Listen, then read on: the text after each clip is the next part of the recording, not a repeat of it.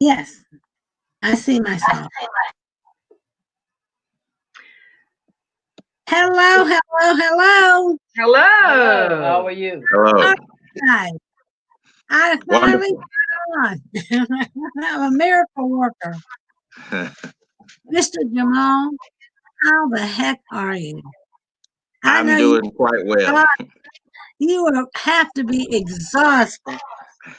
You have done such a fabulous, fabulous job. You guys have me so proud of you. I don't know what to do with myself. You We have are done an excellent job. You've set up a path for, how can I say this? You laid the roadwork for the future. We have all these young people behind us that were so attentive.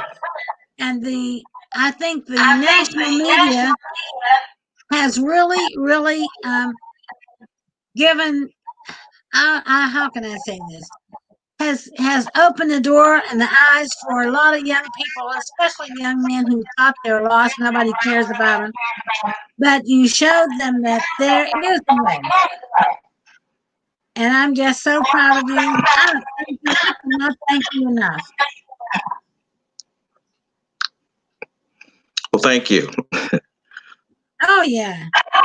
Ladies, do you have anything you have to ask?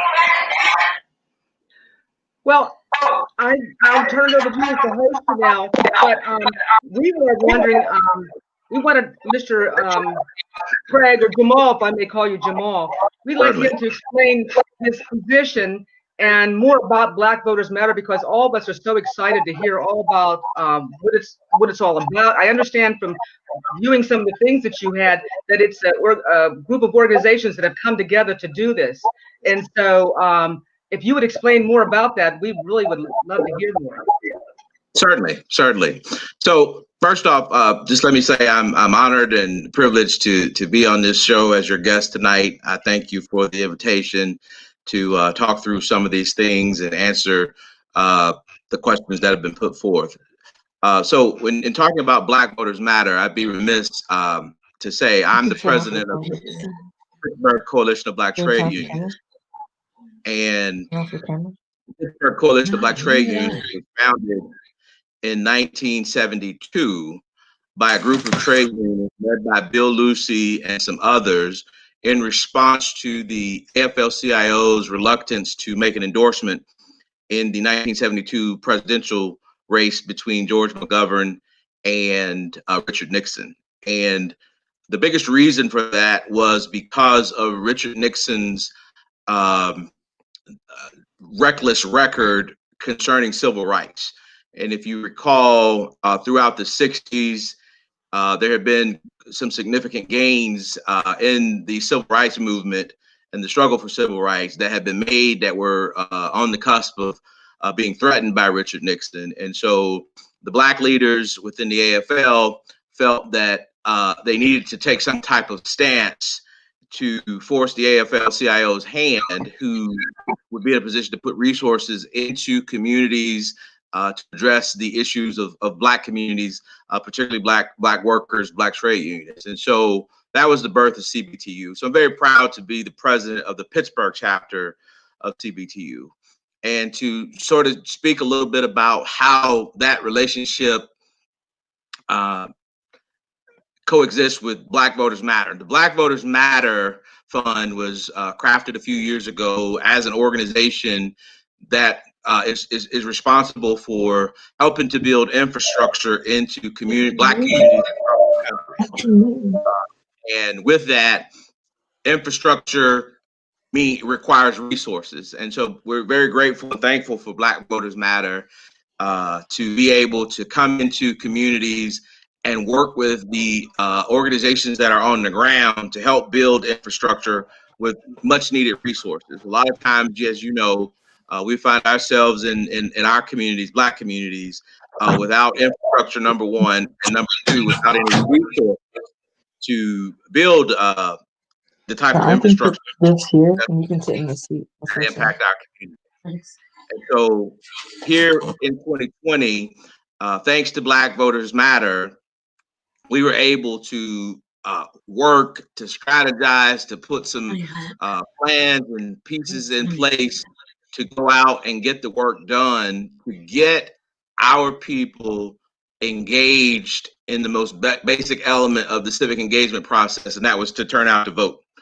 And as everyone can see, by virtue of the election results, and when I say election results, I mean the turnout, record number of turnout in terms of what we saw in Black communities.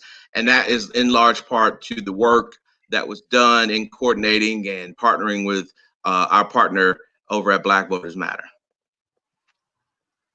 Well, we can see what happened, and we're so proud that it did happen. And we really are. And I think the reason why the National Council had us co-host this evening is because my sister and I, we represented the African American Workers Union back in the early 2000s. And the African American Workers Union, because we were both attorneys, Pittsburgh attorneys, and the African American Workers Union was the only African American union in the United States recognized by the AFL-CIO. So we were there trying to keep them alive. And I don't believe there's any African American union today that is recognized by the AFL-CIO, but we did have a union here in Pittsburgh, based in Pittsburgh, right in Homewood, that was recognized nationally by the AFL-CIO. So what you're doing is so important because, we just need, Black trade unionists and Black union people in the union. And matter of fact, my sister, when she worked for the Commonwealth of Pennsylvania, she was a union steward for SEIU. Right. Yes, Great. for 12 years. That's right. And she handled all of the all of the complaints and so forth. And so we're a union household. My mom was a member of the electrical union. My dad was a member of the steelworkers. As a matter of fact, when we were down to steelworkers, my dad, I think at that time he was age 99, and he was still knocking on doors. And they gave him a special jacket to wear, because they said, you know what, if he's 99 and he can go out walking the streets and knocking on doors, we're 30 and 40, we better get out there also. So the United Steelworkers gave him a special steelworkers jacket to commemorate all that. So we're so proud to be here. We're so with you. And what is the mission of the Black Voters Matter? And let me combine that with another question. What are the next steps? Because you've done such wonderful things so far. What are you going to do next? Great question. The next steps, so many times we found ourselves getting engaged, building these robust operations to get people to vote. And then we sort of say, okay, well, we've gotten people elected into office. Now let's watch them work and do something for us. So what is different this time is that the next step is going to be continuously building on what we just built. So we turn people out. We're not going to make the mistake anymore of simply saying, sit back and wait on what happens. The next steps is going to be rounds and rounds and rounds and rounds and rounds of education.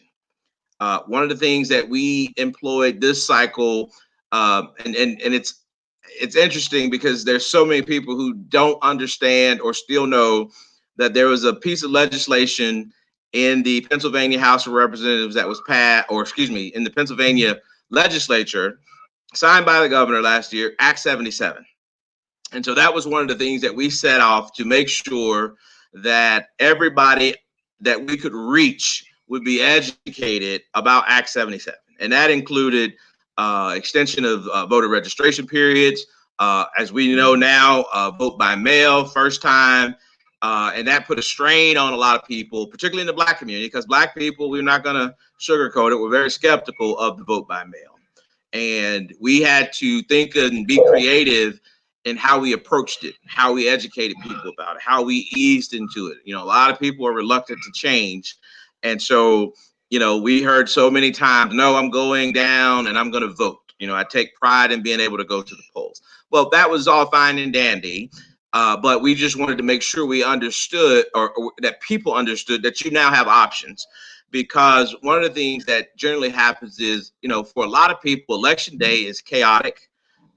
It's intimidating, and it's a process that requires a lot of mental conditioning.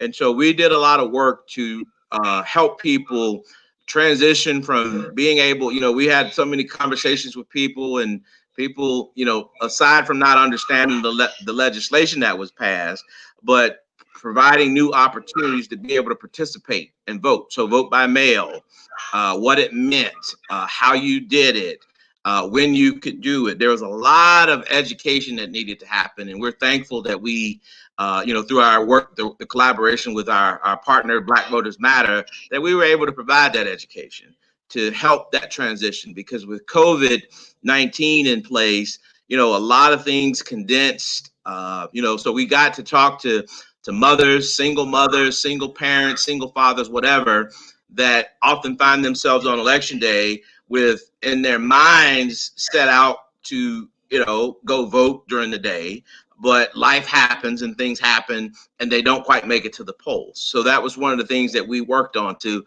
ensure that people had voting plans in place to help them make the transitions, make the adjustments that they needed to do to get to the polls. And so now that that phase of the work is over, what we're entering into is another phase of education. And when I say education, we're educating people about the process, about the system, that you have a role to play in terms of how policy is going to be crafted. Do we understand as Black people how policy is crafted and what our role is in that process? As I said before, we can no longer sit around and say, well, I voted, let's let somebody craft some policy on our behalf. What we're saying is we're going to educate you on the entire policy process and how to stay engaged in that so that we get the resources and the things that we need addressed in our community. As we often see so many times, there are other communities, other folk who get all the benefits, the rewards, the resources to do what they need to do. And we're sort of at the bottom of the stack, last, and get whatever's left over. And so what we're saying is it's time for us to take a step up, take some leaps, and say we're going to be engaged in this process, because it's no secret that we have issues in our community. And the good thing is that as many challenges as we see in this process, it's still a system that allows us an opportunity to have a seat at the table. We just have to be willing to take our seat at the table, not wait for it to be handed to us. Again, I'll repeat, take our seat at the table and get to the business of addressing the concerns of our community. So that's the next step, is addressing the challenges, the issues in our communities through the policy process. And that's going to require a lot of education to inform the community. How does this public policy process work? I'll give you an example. Allegheny County Councilwoman Liv Bennett announced today that she is going to be introducing the countywide Citizens Police Reward legislation at the next council meeting on Tuesday. What does that mean, and how does it get passed, and how will that impact us? That's an example of what I'm saying. So we all, as Black people, are very, very familiar with the issues regarding policing and what that looks like in terms of filing reports and seeking redress of these incidents. And so what that means is, how do we get this system in place that will help address and alleviate the concerns that we have with bad apples in law enforcement? And so that's going to take some education. We're restricted to a lot of the usual tools that we have available to us in terms of meeting, being able to get into the churches, which has been a bedrock for our social activism since this country was founded. But we have to use platforms like this, Zoom, and all of the technology that's available to us to do the type of education that we need to do so that people are informed, knowledgeable about what's happening, knowledgeable about why we need certain policies and how to get that policy pushed through our legislative chambers. And then there's another phase, implementation. There's going to be, you can craft policy, write it, get it passed, but if it just sits on the shelf and our communities don't understand it, aren't involved in the boards, the commissions, the structures, the administrative processes to implement this policy, then it's all for naught too. So there's that third layer that we will be engaging in as well, to ensure that the policies that we've been at the table to help craft, obviously been at the table to help get implemented, but to make sure that they're implemented in the right way so that they benefit us based on how we've laid out that they need to benefit our communities.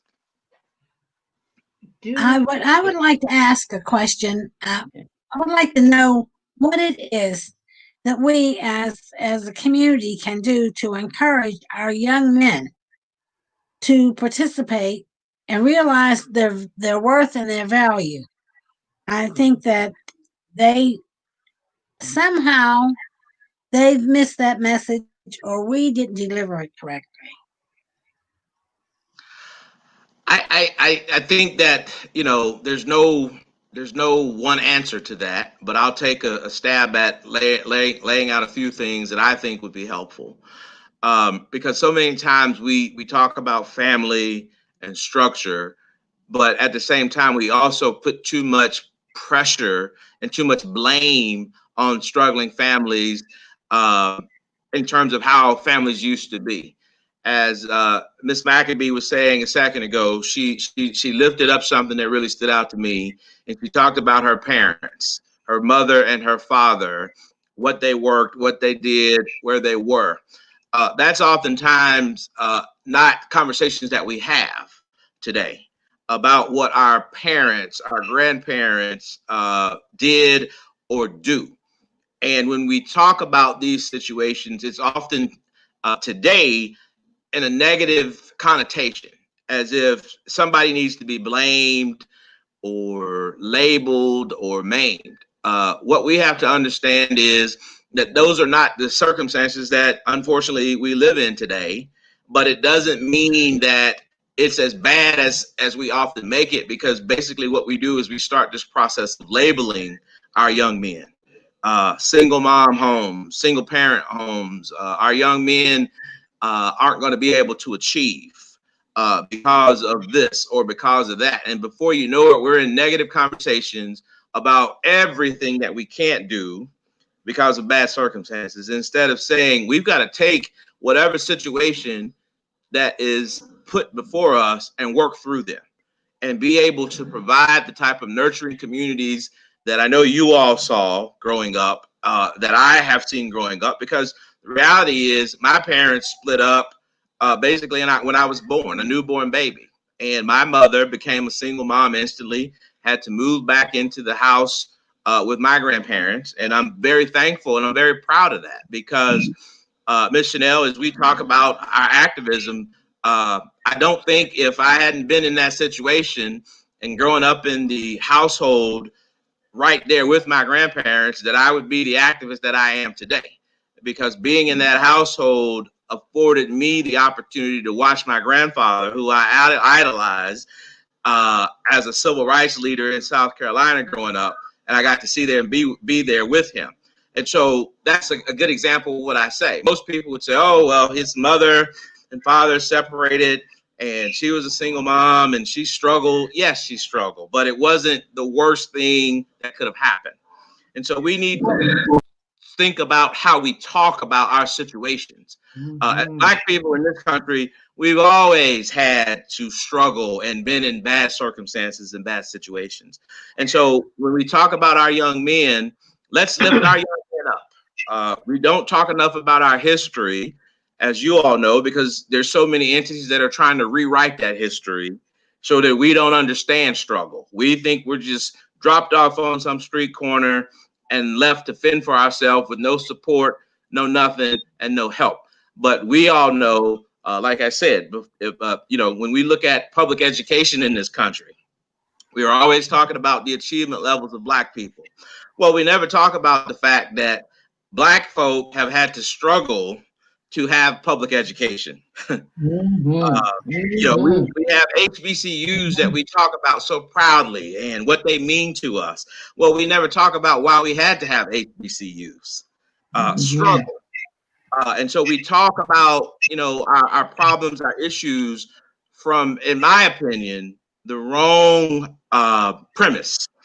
And so when we can start talking to our young men that Jesse Jackson said it best, I am somebody, We don't have to be born with a Rolls Royce and a silver spoon, gold spoon, whatever you want to call it, to be on a pathway to success.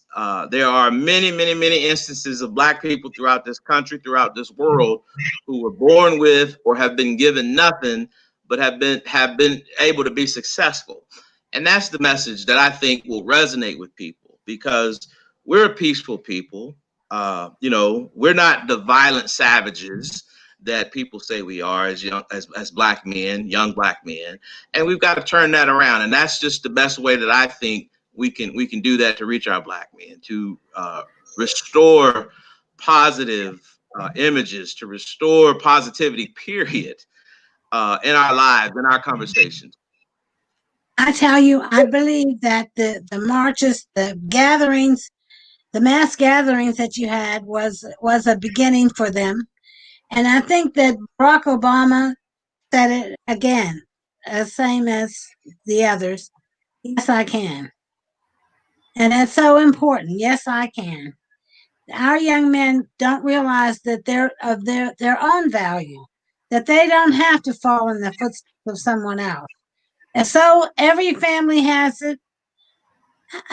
different experiences. Some families have it hard. Some families just make out. Some families do all right. But they have to understand that it doesn't matter. It's what you can do, what they themselves can do. And yes, they can. And I would like to see that movement because our young men don't seem to have anywhere to turn. There aren't too many people out there promoting them or lifting them when they fall down. They just fall down and they're just there until they get up by themselves. And I would like to see our community put a light in the tunnel for them. What do you think can happen? Well, go ahead.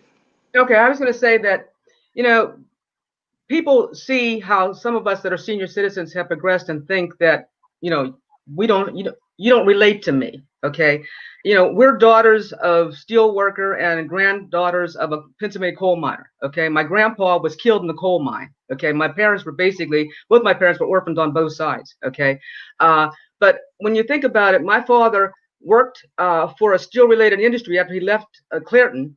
Okay. And he was hit in the head by a big, matter of fact, he was struggling on a truck, and if the propane tank had fallen, it would have blown the whole place to bits. So he and another man struggled with it. It hit him in the head. He developed hardening of the arteries of the brain. From the time I was 6 years old, my father became mentally ill. Okay. And my father did not get himself together till I was about 13 or 14. But I could go into a whole scenario on mental illness in the Black community and how we hide it and what has to happen. And matter of fact, my mother did not get my father help because she was still struggling, trying to take him to a psychiatrist, trying to do that until our family doctor said, if you don't do something about this, I will not treat him anymore. So at that point, my mother realized that she had to have my father committed. So, we as senior citizens, we've had a hard time, but we need to relate to these young folks and say, hey, you know what? Even though you see what you see, you don't know what we have gone through to get where we go. And my mother back in the 60s went up to our county commissioners, because we grew up in Westmoreland County. She went up to county commissioners and she said, I never forget this, John Bergoli was the county commissioner at that time. She said, Mr. Bergoli, my husband is sick. I have 4 children. I have no money. I have nothing. And John Bergoli said, Lyndon Johnson, President Johnson is starting something new. He's starting something new called the Office of Economic Opportunity. And he said, Mrs. McAbee, when that comes into Westmoreland County, you have the first job. And guess what? He was a man of his word. And my mom became a OEO worker. And that's what helped pull us out of our poverty. And so we just hope, too, that what Black voters has done, that President Biden will remember that and will do some of the same things. Because I can remember as a little girl coming home and my mom, she would handwrite out. Because during the summers, they always started these programs. Like she started the Area Agency on Aging. And I remember as a girl saying, Mom, what are you doing? And she said, oh, I'm going out to gather all the old people because we're starting something called the Area Agency on Aging. And then she said, one summer she said, we're going out to get all the little kids because we're starting the Head Start program. Okay. And so all these programs that Lyndon Johnson started The old OEO workers, they were the ones who went out in these communities. My mom would go out into homes and in these backwoods where they hadn't seen people come there. And at night she'd have to come home and just like kind of just, take her clothes off and change and everything, because some of these houses weren't very clean. But she would go in there and she'd say, listen, I want to help your children. I want to get your children into Head Start. They need this. And she'd have to sit there and explain to the parents what Head Start was. And then she'd come back and say, I went to a family that had blah, blah, blah, blah, blah, blah. And she'd write all that down, because at that time, they had no idea what was going on in this country, just like it is today. We don't have any idea what's going on in these homes, who's sick, who's got COVID, who's got AIDS, who's diabetic, who's whatever. And as they talk to them about their children, they would say, well, what's the family situation? They would write all those down and send scrupulous notes back to DC so we could get a handle on our health situation. So there's a lot of things, a lot of history that our young people need to understand, that we're back in the same situation as we were in the 60s. But they also need to understand that we don't have the information that exactly that there are things to solve these problems, but the information never gets to our community. That's right. That's true, and it's unfortunate because there's too much. We live in a the age of technology that we live in, and those are the types of things when we talk at CBTU and with our partner Black Voters Matter, technology. Infrastructure. Those are the types of things when we say infrastructure, making sure, as we could see with several school districts in the area having to go to digital learning, learning online, and the struggles that so many Black families have had. It's just one level of issues after the other. And it doesn't mean that it's the end of the world. It just means that we have to put our brains together and think through these and work through them, instead of getting agitated to the point that we quit and give up and say, this is too much. No, yes, it's cumbersome. It's a lot, but we can overcome these things. We've overcome so much more before. And I often use the term cyclical. Everything is cyclical that we go through. As Ms. McAbee was just saying, we've been through so many of these things before, but when we start to lose focus of this history, that's where we get to the point of hopelessness and don't think that we can achieve. But as she was saying, we've struggled through so many of these same issues before that we have to take the time to take a step back and say, let's look at this, because there's this blueprint out here. And we've had leaders in our communities at local levels, at state levels, at national levels, at all levels that have helped us achieve. We could spend the rest of the evening, the rest of the night talking about leaders in our communities and what they brought to the table.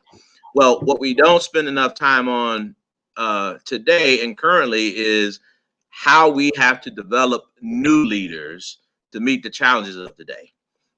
We oftentimes focus way too much on what has been done and not enough emphasis on saying what has been done and how do we train, develop, and mold new leaders into leadership positions to get those types of ideas that we need to meet the challenges of our communities and our people head on today. What you're saying is so true. And some of the older folks in our category, we know what the blueprint is, and before we die, we would need to pass that blueprint on to the younger folks. And let me say something else. My father passed away when he was 102. He lived through the pandemic of 1918, and he would tell me how when the horse-drawn carriages went down the street, people got so tired of hearing it clop, clop, clop, they took the horseshoes off the horses because they didn't want to hear the dead bodies going down the street in those carriages. I never dreamed in my life that we would be turning people away from hospitals, and that, who knows, and he said they had quarantine signs on people's doors. You know what, if we don't get ourselves together, and help the next administration get things together, we might see people just coming out of homes and being taken away in hearses or taken away in ambulances because they can't get into the hospitals. And so it's just amazing to me that our country is at that point. But again, there's something to be said about people who live through a lot of things. There are things, knowledge that we need to pass on. You're absolutely correct. But what I can recall growing up was my dad, the men coming home from World War II. I was born in 1942. I'm 78. And when the men would gather in my living room, and I would hear how they were complaining and saying things that this is not going to happen again. I was running, ducking bullets, or I just came back from a war to fight for a country that says I'm free. And I remember and recall how they did when I was growing up. We didn't have to worry about black policemen in our communities because white policemen weren't allowed in our communities. So we did have black policemen. That's all I ever knew, the black policemen. But when it came to the county things, like tax monies were being spent and used for the pool of Clarendon Park pool. And they would not allow young black people to swim in the pool. And those soldiers said, oh no. If my kids can't swim in that pool, no one will swim in that pool. And they meant that. But today, I don't see that same thing with black men anymore. I see them bickering among each other. And they're never, I remember growing up, if somebody needed a roof on their house, and if they didn't have the money to buy the shingles, the men would pitch in, buy the shingles, and spend a day to fix that roof. Today, they don't help each other do anything. Why is there so much bickering? I can't understand why we don't love each other the way we used to. And even if they didn't speak to each other, they'd say, you're working on John's roof over there. And so John's biggest enemy might say, well, that's just too bad. We'll go over and pick up a hammer and a nail. They don't do that anymore. They don't back each other up. I've lived to see this, and it's so difficult because I know that my father and his friends from the war got together and formed their own companies because they couldn't get jobs. They went out and repaired homes and washed cars and did all kinds of things until they made it. And I don't see that camaraderie anymore. I see a little bit of it, but I see it in divisions. How can I say this? It's a caste system almost that I see. I have $10, so I'm not going to help the guy that's only got $2. And the guy that's got $100 is not going to help the guy that's got 10. We have to address this. And at some point, we have to figure out a way to come together and be as one.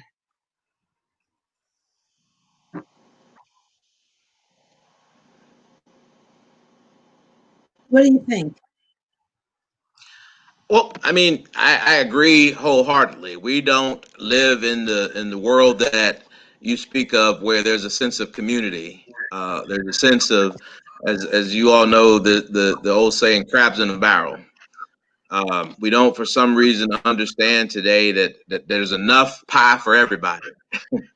That there are multiple pies. That everybody can have a slice or everybody can have a whole pie. But we've been conditioned, as Malcolm X used to say, who taught you to hate yourself?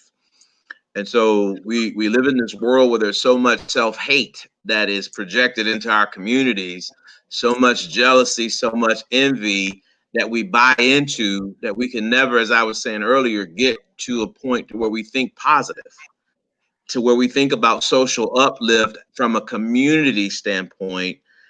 But because we're too busy thinking about ourselves as individuals.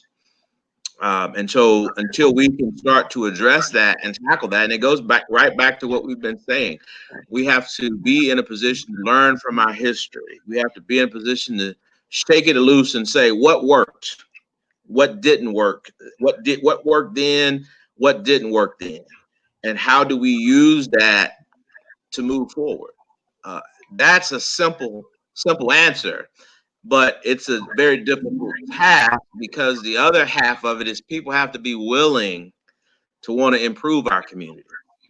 And being that we live in such a capitalist society where money seems to be the only thing that people are overly concerned with, we lose sight of humanity. We lose sight of brotherhood. We lose sight of sisterhood. We lose sight of being my brother and my sister's keeper. Because we're chasing material things instead of chasing that mutual bond that brings us together as people and humanity. And knowledge. And sometimes people don't even know what they don't know. You know, I went back to get a degree later on, okay, as I say, an older woman. And I was in class with, I call young folks, 40-ish, okay? And they passed out this information on the RAND Corporation and the Brookings Institute. And the RAND Corporation talked about how horrible Head Start was, and it did this, and it did that. It just destroyed the communities. The Brookings Institute had this wonderful thing. I said, listen, don't even listen to what that RAND Corporation article was saying, because that's not true, okay? Brookings is the one that you want to listen to, okay? Because what they're saying about how it got the kids to realize that a brown banana, it should be a yellow banana, okay? And a brown banana is not the banana, just because our young kids at that time thought a brown banana was what a banana should look like, should have been a yellow banana. It brought kids, taught them how to use utensils. We had kids who didn't know how to use forks and spoons and knives, okay? So it did a lot of things. But our young folks, I was shocked that our young folks didn't understand the difference between Brookings is the liberal institute, RAND is the conservative. And so there's a lot of things that, even though, you know, we might be older folks, we don't think we know anything, or we don't think we can pass on something, but you know what, there's a lot of things we can pass on to our young folks. And bringing that to the point, we need to know how to get in contact with your organization. Could you give us a telephone number or a person to call or something? Because I know a lot of people who are listening to this are going to want to join, and we don't know how. Is it your number? Certainly. You can reach me as CBTU at 412-789-3970. Thank you very much. I see there's a call waiting. Yes. Is there a call waiting? Yes. Mark, I believe.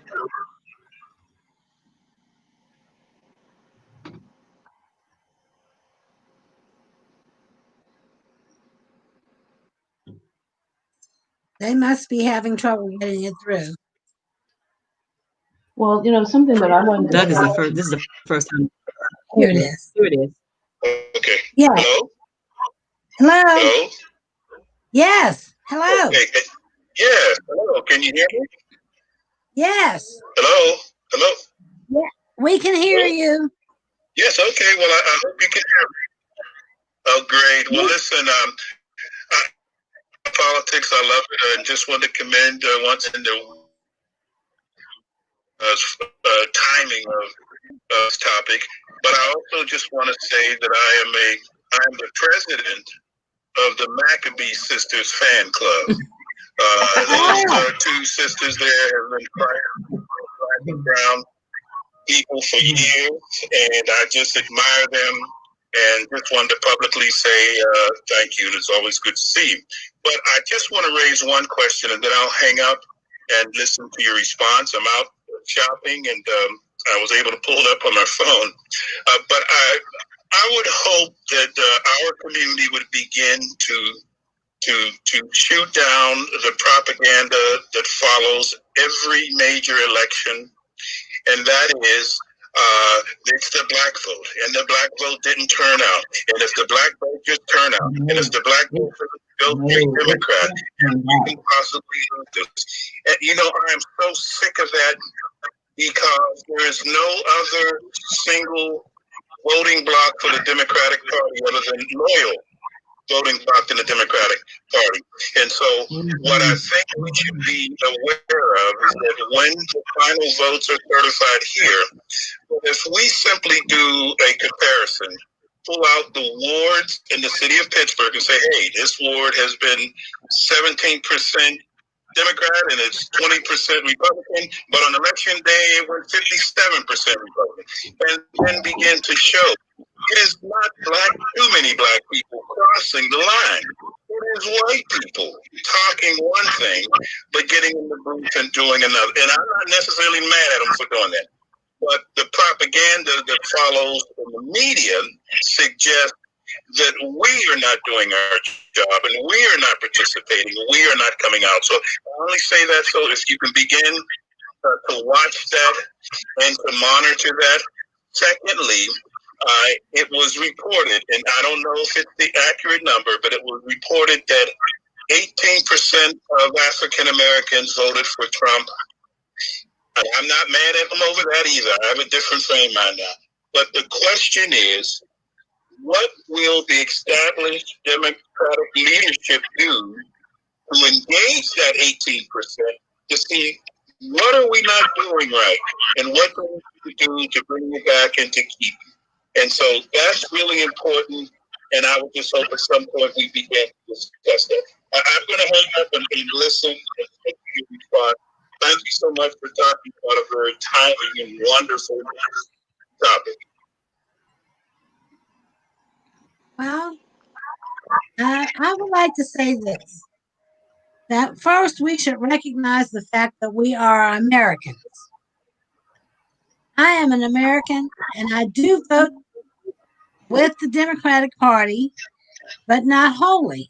I vote for the person, the idea, and what it is they have to offer me as a citizen of this country. And I think, and I hope that there are some others that do the same thing, because there are some Democrats who don't have my best interest in mind. And I try to vote for those people who will at least give me and my community and the people that I love some consideration. That's my response. I think you raised a good point, Janelle. First thing, addressing what Mark said, I think that 17 or 18%, the vast majority were African American males. And also, when you say that you vote for the person, I think that's a very good point because, for instance, in one of the districts I know, the person ran as a Democrat, then they ran as a Republican, then they ran as when they lost the Republican, they ran as a Democrat. So you have to go on what are the person's, what are their principles? What do they actually stand for? And just because they label themselves Democrat or Republican, you have to really dig into what that person is all about. And so it really is the person, not the party. And I would echo that. We have to look at what the issues are, and how they impact us as a community, how they impact us as a people, and again, engage in the process. You know, like I said, no party, Republican, Democrat, Independent, green, red, blue, whatever you want to call it or how you want to identify, is going to do anything for you if you're not engaging them to act on your behalf or the interests that impact your communities. And so regardless of who's there, we have to be engaged in the entire process. And that is from voting to, as we were saying earlier, into the policy, crafting policy implementation, delivering on the goods, the services, all the needs, all the wants, being continuously engaged.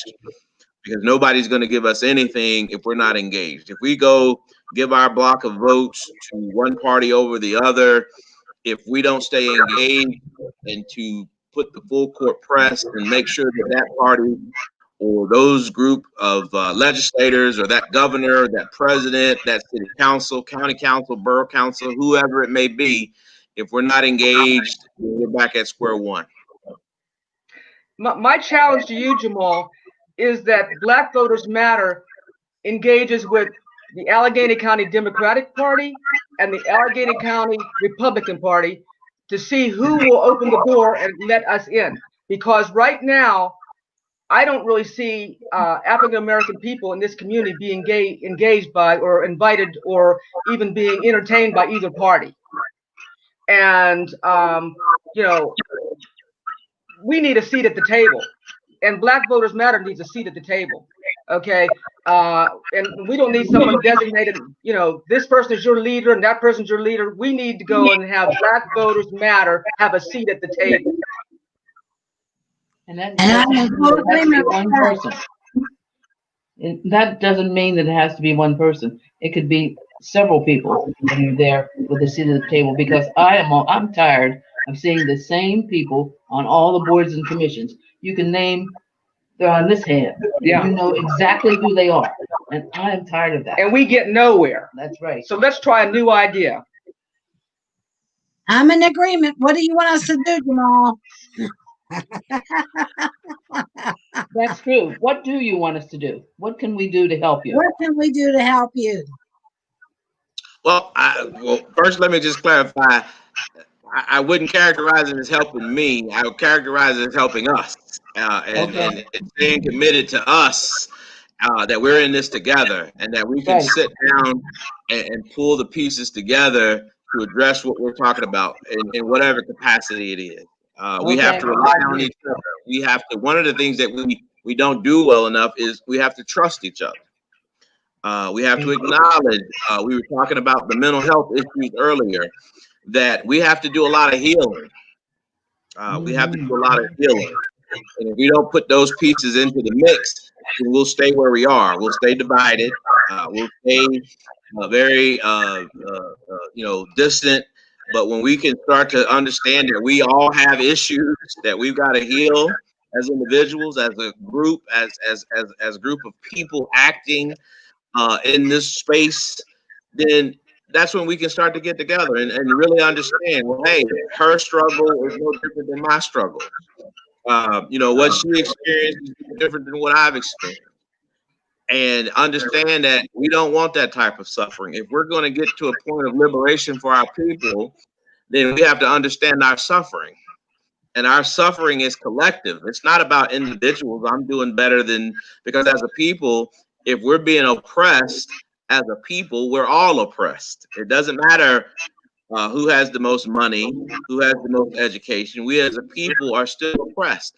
And the only way we overcome that is to work together, to be in the right spirit, to be in the right frame of mind, and to be on the same team, acknowledging each other as brothers and sisters in the spirit of liberation.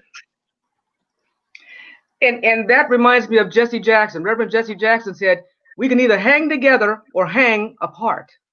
So let's try hanging together in Allegheny County. Right. And let me say this, I was talking to Representative Ed Gainey about something else.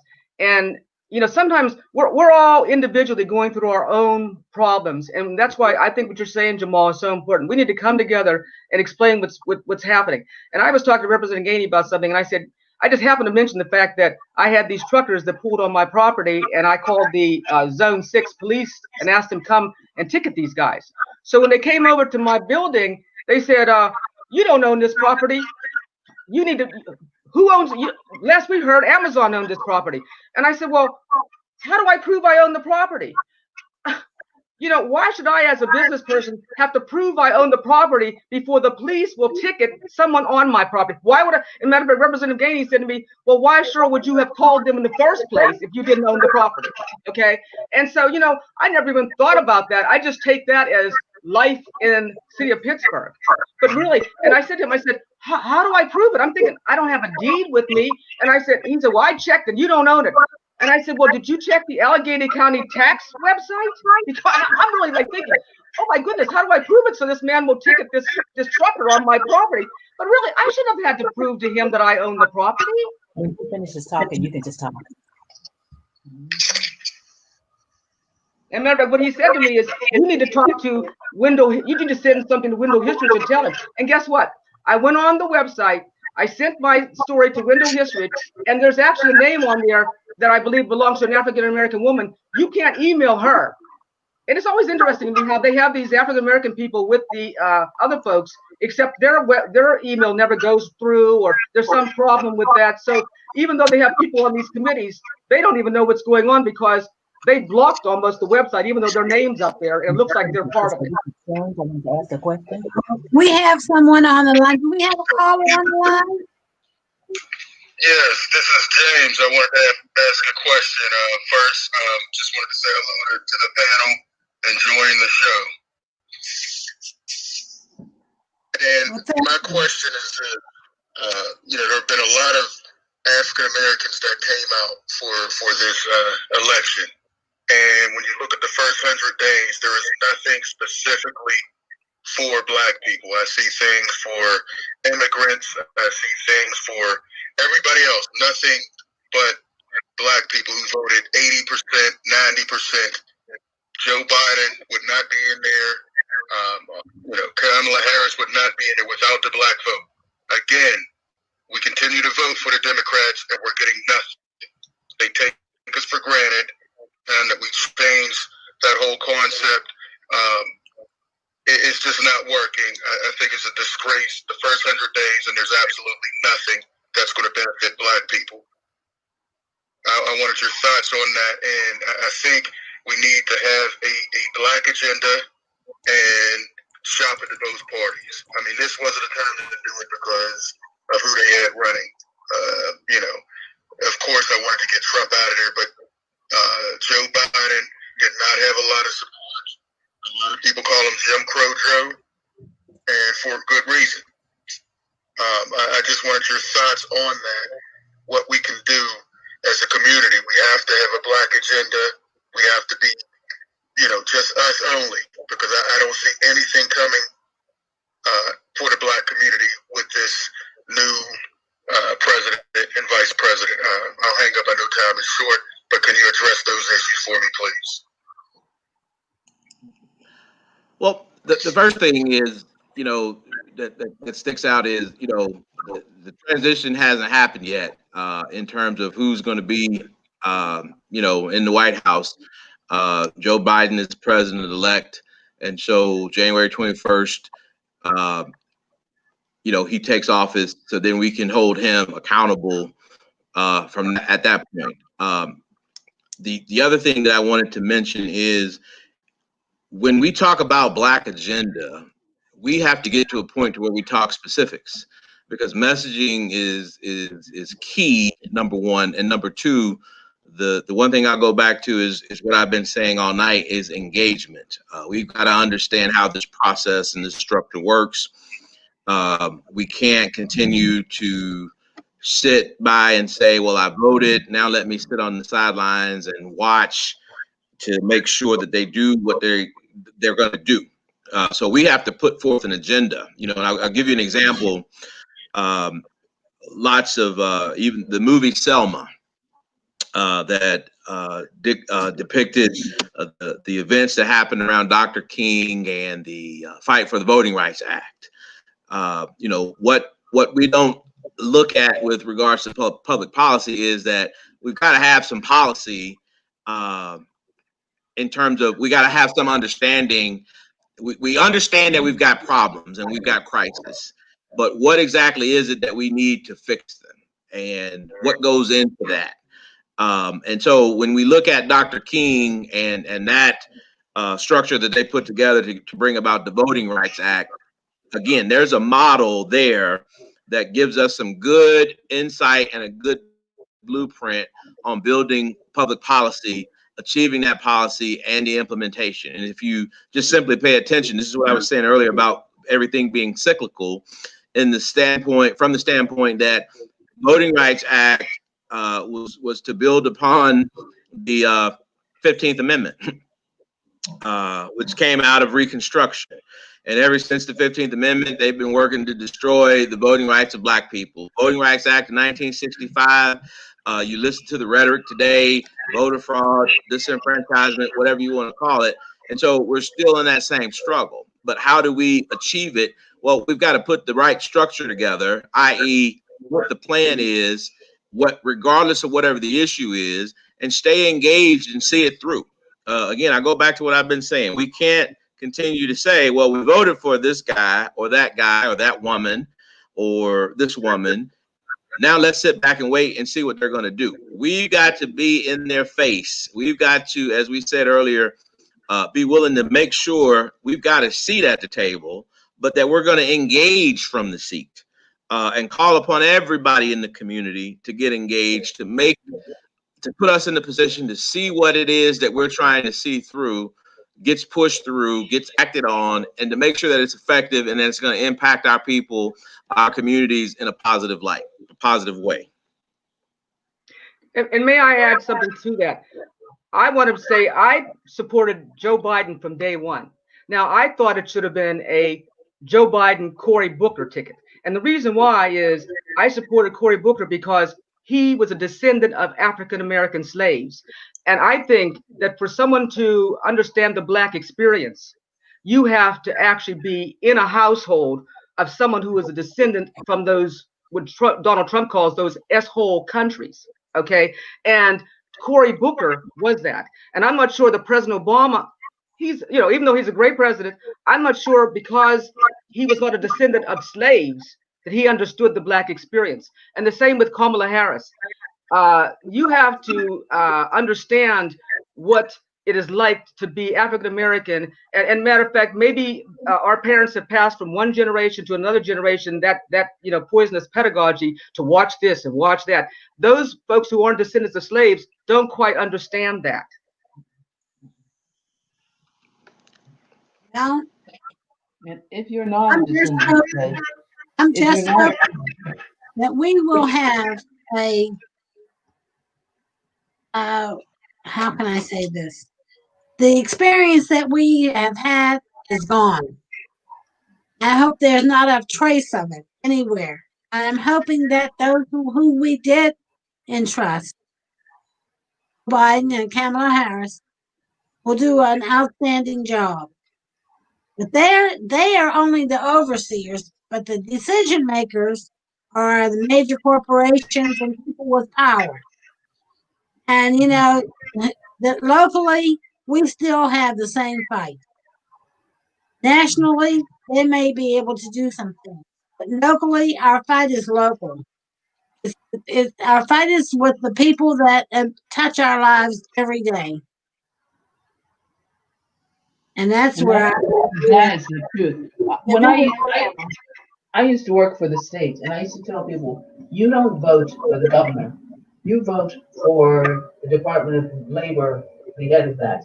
You vote for unemployment compensation. You vote for the person who's doing the hearings, for hearings and appeals. You vote for the people who are doing things. Workers' compensation. Workers' compensation. The people who are in the trenches, because those are the people who affect your life. Even in this situation with Biden and Kamala Harris, you don't vote for them. You're voting for the people who are down ballot. Give them a chance. That's about it. It hasn't really been 100 days yet. No, it hasn't. And they haven't even gotten their No. So we can't do anything. And they're catching it now. They certainly well, are. let me say this. I want to say that I'm just so proud to have had this opportunity this evening. Yes. And I'm Yes. so happy that you are here to join us. And Mr. Jamal, you just continue to keep stepping. Yes. And can we give his telephone number again? Can we give his? Thank you so much. We're going to give his telephone number. 412-789-3970 to reach Black Voters Matter. Thank you. Okay, you're wonderful. God bless you. And God be with you. Thank you. And likewise to you. Thank you. Thank you. Thank you.